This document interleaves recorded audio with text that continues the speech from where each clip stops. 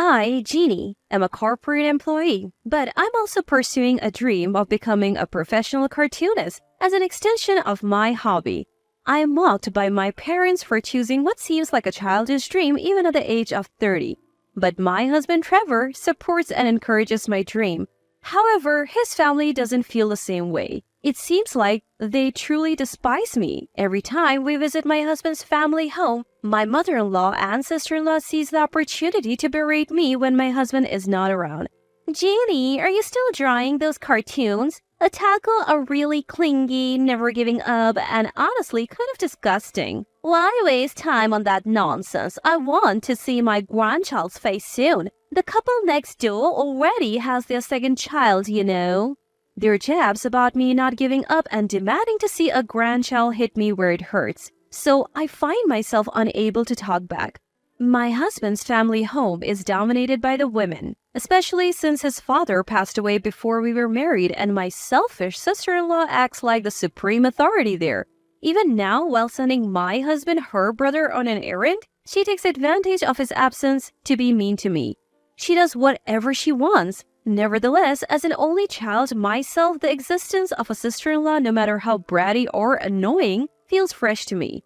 Even though I find her hateful most of the time, I can't ignore her presence.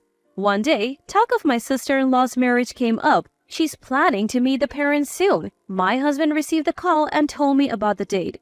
Wait, I have a meeting that day. The meeting is with the editor of a comic magazine and I am planning to head to an interview afterwards. But since I'm also invited as a family member, I'll have to try to align my schedule. I called my editor Moreau and immediately requested a change in the schedule. Jeannie, may I ask the name of the venue? Moreau is a man around my age and he's very flexible. After I told him the name of the venue, he offered an alternative plan.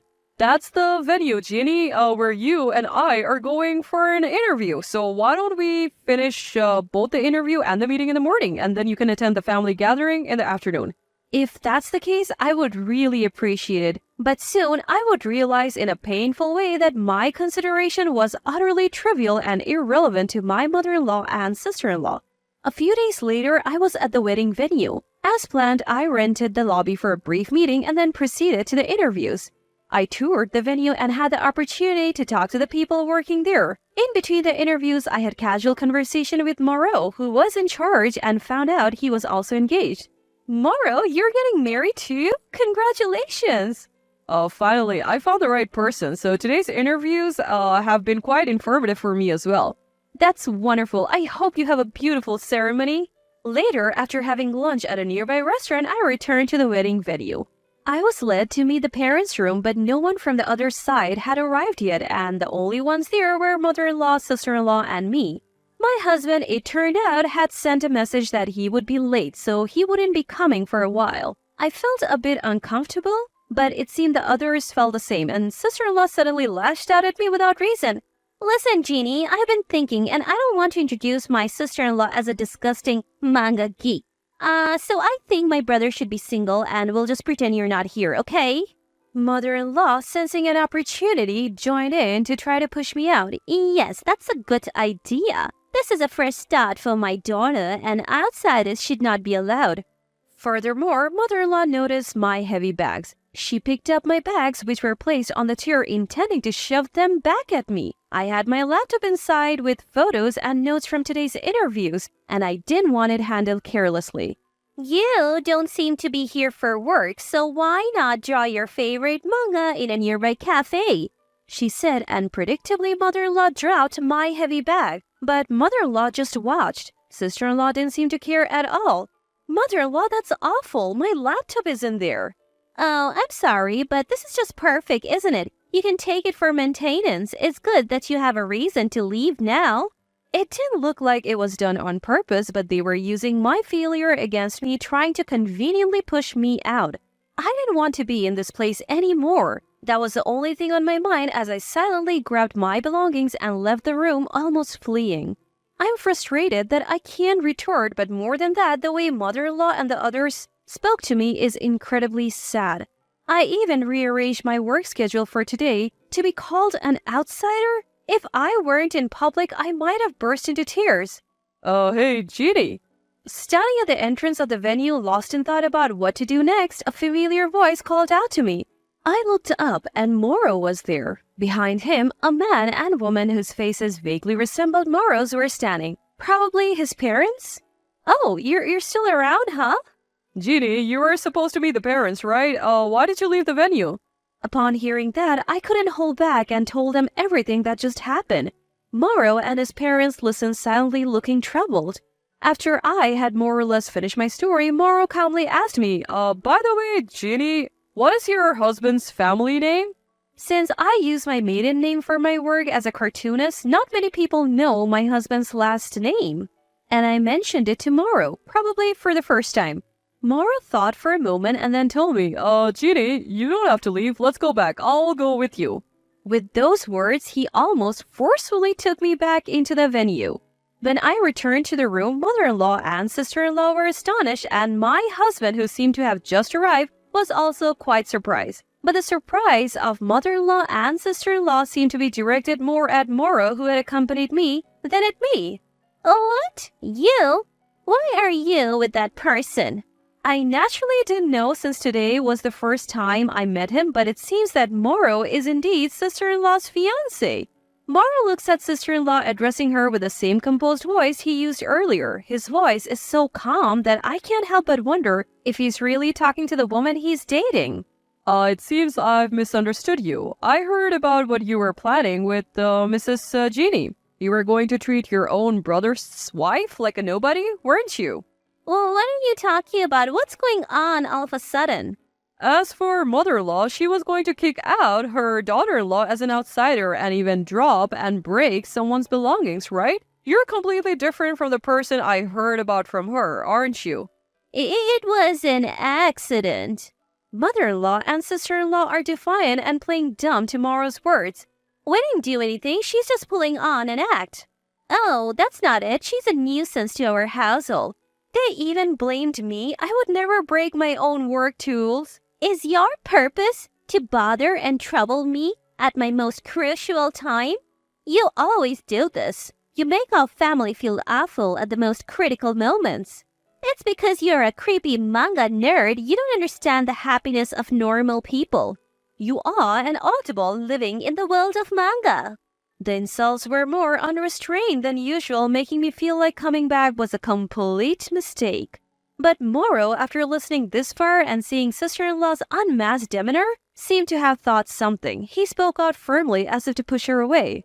Just because you work with manga doesn't mean that's possible. Those documents were for Jeannie's debut series. Something as important to her as her own life. She would never treat them carelessly. Morrow, facing the cowed sister-in-law, spoke without hesitation. I only told you that I work for a publisher, but to be precise, I am a manga editor. What? So I can't marry someone who doesn't cherish the things related to manga. I'm afraid I must call off this wedding. Oh, what? How can you say that all of a sudden? All of us, not just sister-in-law, were utterly shocked by this. I too thought this was too much and tried to stop Morrow. Morrow, breaking off an engagement so suddenly is going too far. But Morrow seemed unwilling to change his decision. He looked at me and explained. Marriage was something I longed for. I liked her too, but I love my work. And I love manga. I just can't be with someone who finds manga and those who love manga disgusting. When she saw my shelf of manga, she didn't say anything. But now I'm afraid she might have found it repulsive all along. It would have been better if she had just told me. The thought of being ridiculed behind my back sends shivers down my spine, so living with her is now out of the question. Morrow's parents had been quietly watching, but now sensing their son's determination, they firmly spoke up. We heard Jeannie's comments as well. If she's not lying, it's unacceptable treatment for a future family member, and it seems she's not lying. We cannot accept you into our family. We must decline the marriage. Being told this not only by her fiancé but also by her future in-laws, sister-in-law fell to her knees and burst into tears. Mother-in-law, crying herself, crouched down to support her daughter. Embracing her, sister-in-law, her face smeared with tear-streaked makeup, pleaded desperately with Morrow. I won't accept breaking up over this. No, please, marry me, please. Please, she's not usually like this. Please forgive my daughter. Both sister-in-law and mother-in-law were apologizing, crying, and refusing to accept the engagement being broken off, but Moro and his family looked troubled. At a moment when nobody could speak, my husband was the only one to remain calm. Both of you, enough. You can't change this person's feelings now. My usually gentle husband spoke out today in a rare manner, as if scolding his mother and sister. He turns to face Moro and his family, bowing his head politely. I'm truly sorry. We'll cover the cancellation fee for the venue. What are you talking about, brother? We won't call off the engagement now. How much do you think the cancellation for the venue will cost? Sister-in-law showed no interest in listening, but Moro appeared willing to accept my husband's offer. If I can part with you for a few $1,000s in cancellation fees, I'll gladly pay. That's horrible. Sister-in-law accused Moro of being cruel, but everyone had heard her remarks thus far, so no one listened to sister-in-law's side. I agree to your proposal, but I won't allow you to bear the full cost. I don't want to feel indebted. Let's split it equally. Also, I apologize for introducing myself late, but I'm working with your wife now. May I have your business card? Yes, please. Take good care of my wife from now on. My husband smiled and responded for the first time today. However, sister-in-law and mother-in-law couldn't help but feel angry at my husband for taking control of the conversation. Predictably, mother-in-law became enraged. Don't do as you please. Today, my husband was truly strong. He didn't back down to mother-in-law, which he usually would. Who's doing as they please? You've always bullied Jeannie when I'm not around, haven't you? Thought I wouldn't notice? You've belittled me since forever, so I won't say anything more, but I won't tolerate insults to my wife. Once this is settled, Jeannie and I will cut ties with you, Mom. My husband seemed to know, and he had been enduring it all along with me? What are you talking about? Your father has passed away and you're the only man in the family. Mother-in-law was usually flustered upon hearing about cutting ties.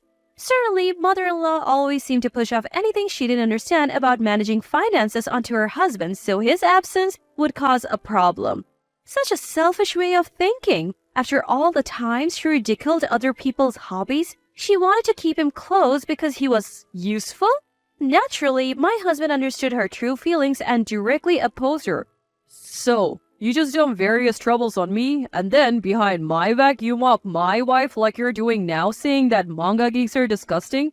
I know all about it. How long do you think we have lived together? I'm fed up with you guys. Just the thought of being family with you makes me sick.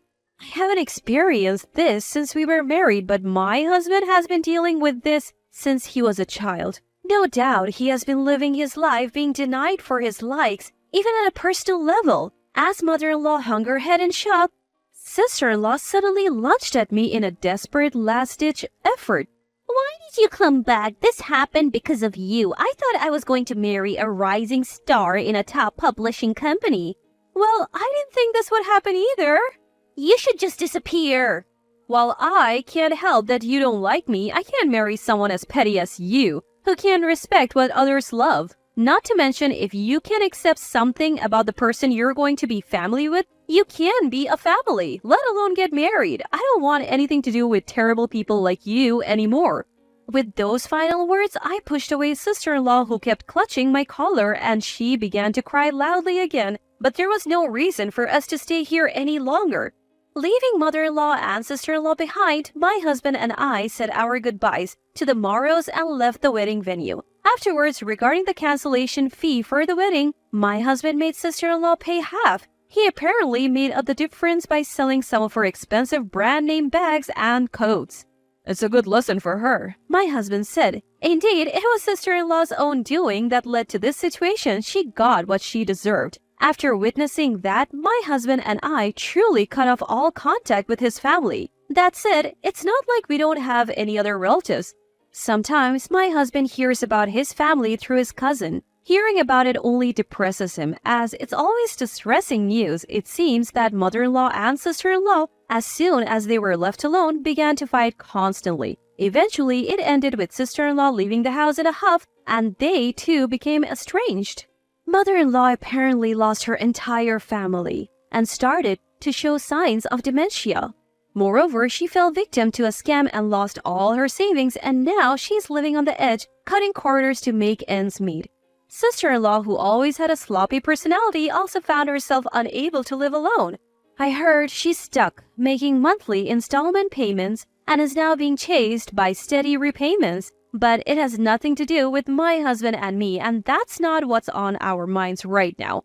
I won an award for my comic and my debut has been decided.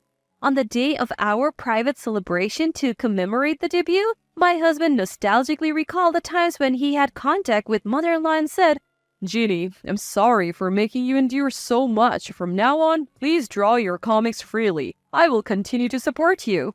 Thank you. Supported by my beloved husband, I will now live happily as a comic artist, working more freely and joyfully doing what I love.